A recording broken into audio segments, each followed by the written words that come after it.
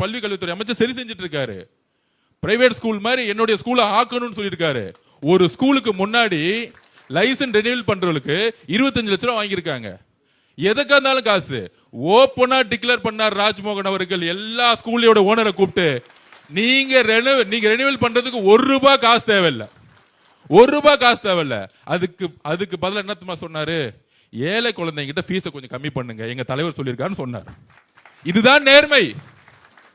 இந்த ஆட்சியோட நேர்மை எங்க இருக்கு? அமைச்சர் வந்து காசு வாங்கி திரு மகேஷ் பொய்யாமொழி காசு வாங்கலையா? சொல்லுங்க, தைரியம் இருந்தா வந்து பேட்டி கொடுக்க சொல்லுங்க. ஒவ்வொரு ஸ்கூல்லையும் 25 லட்சம் ரூபாய் வாங்கினாரா இல்லையா? எல்லாம் ஊருக்கே தெரியாது. அதாவது ஒரு தவறு தெரிஞ்சு சிஸ்டத்தோட செய்யறாங்க பாத்தீங்களா? இந்த வீட்டுல திருடுற கூட மன்னிச்சிடலாம், பசிக்காக திருடுவோம். ஆனா நாட்டோட ஒட்டு மொத்தமா கொள்ளடிக்கிறதுக்கு மட்டுமே அமைச்சரை உருவாக்கி அது ஒரு தலைவரா இருந்தனால தான் மக்கள் தூக்கி அறிஞ்சிருக்காங்க. கொளத்தூருடைய தோல்வி எதுக்கு தெரியுமா? ஒரு தனிப்பட்ட மனிதனோட தோல்வி கிடையாது, ஒட்டுமொத்த நிர்வாகத்தோடைய ஊழலுக்கு எதிரான ஒரு மிகப்பெரிய மக்கள் ஒரு புரட்சியை உருவாக்குனாங்க.